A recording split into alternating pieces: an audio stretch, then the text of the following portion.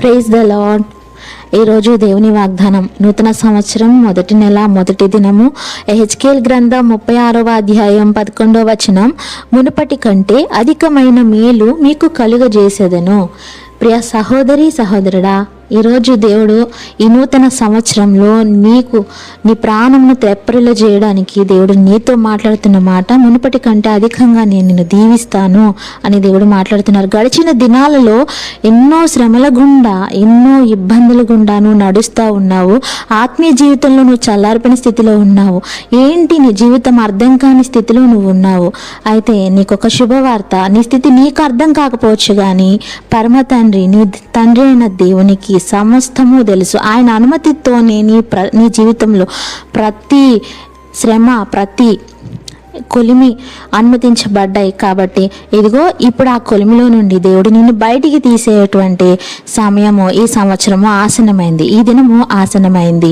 ఇదిగో శుద్ధ సువర్ణంలాగా దేవుడు నిన్ను మార్చుకుని ఉన్నాడు. ఆధ్యాత్మికంగా, భౌతికంగా, రెండు విధాలుగా. ఇప్పటి వరకు నువ్వు ఏదైతే లాస్ అయిపోయావో, ఏదైతే భౌతికంగా నీ యొక్క సంపదను గొంగల పురుగులు ఎలా అయితే తినివేశాయో, నువ్వు ఊహించని విధంగా, ఎలా అయితే నువ్వు అనుకోకుండా సమస్తాన్ని నువ్వు కోల్పోయావు ఇప్పటి వరకు, అదే విధముగా నువ్వు ఊహించిన విధంగా అన్ని రెండంతలు నీకు భౌతికంగా రాబోతున్నాయి. భౌతికంగా, ఆధ్యాత్మికంగా. ఎలా అయితే నీకు తెలియకుండానే నువ్వు ఆధ్యాత్మికంగా చల్లారిపోయిన స్థితిలోకి వెళ్ళిపోయావో, ఇది మొదలు దేవుడు నిన్ను ఆధ్యాత్మికంగా, ఆత్మీయంగా బలపరచబోతా ఉన్నాడు. ఒక ఉన్నతమైన స్థానంలో నిలబెట్టబోతా ఉన్నాడు.